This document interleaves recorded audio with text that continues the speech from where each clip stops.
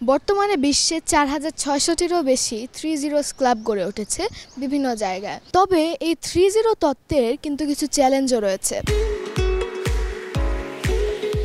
3-0 তত্ত্ব এখন বিশ্বব্যাপী ব্যাপক আলোচিত একটা বিষয়। এই প্রথম প্রবর্তন করেন ডক্টর মোহাম্মদ ইউনুস, যিনি বাংলাদেশি নোবেল বিজয়ী অর্থনীতিবিদ এবং গ্রামীণ ব্যাংকের প্রতিষ্ঠাতা। ২০১৭ সালে ওয়ার্ল্ড অফ জিরোজ নামের বইয়ের মাধ্যমে ডক্টর মোহাম্মদ ইউনুস প্রথম ইন্ট্রোডিউস করেন 3-0 তত্ত্ব।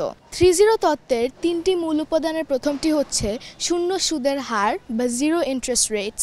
অর্থাৎ আমরা যদি ইন্টারেস্ট রেটসকে শূন্যে নামিয়ে আনতে পারি বা কমিয়ে আনতে পারি, এর মাধ্যমে ঋণের প্রাপ্যতা বাড়বে, খরচের প্রবণতা বাড়বে, যেটার মাধ্যমে সরাসরি আমাদের অর্থনীতি বৃদ্ধি পাবে এবং কর্মস্থানে সুযোগ বেড়ে যাবে। দ্বিতীয় উপাদানটি হচ্ছে জিরো ডিফ্লেশন বা শূন্য মুদ্রাস্ফীতি।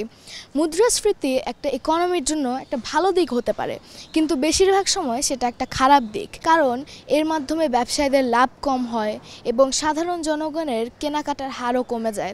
আস্তে আস্তে এই সব কিছু মিলে ইকোনমির উপর একটা বিশাল এফেক্ট পড়ে। তৃতীয় উপাদানটি হচ্ছে জিরো আনএমপ্লয়মেন্ট বা শূন্য বেকারত্বের হার, যার মাধ্যমে বেকারত্বের হার একদম শূন্যে নামিয়ে আনার গোলটা বজায় রাখা হয়। অর্থাৎ কর্মস্থানের সুযোগ বাড়ানো হয় যেন মানুষজন আয় বজায় রাখতে পারে এবং অর্থনীতি আরও সমৃদ্ধ করতে পারে। বর্তমানে বিশ্বে ৪,৬০০-টিরও বেশি 3-0 ক্লাব গড়ে উঠেছে বিভিন্ন জায়গায়। তবে এই 3-0 তত্ত্বের কিন্তু কিছু চ্যালেঞ্জও রয়েছে। প্রথমত, কন্টিনিউইটি। শূন্য সুদের হার কিন্তু খুব বেশি সময় রাখাটা সম্ভব না হতে পারে যদি বৈশ্বিক অর্থনৈতিক অবস্থা সাপোর্টিভ না হয়। দ্বিতীয়ত, সরকারের উপর একটা বিশাল ঋণের চাপ সৃষ্টি হবে।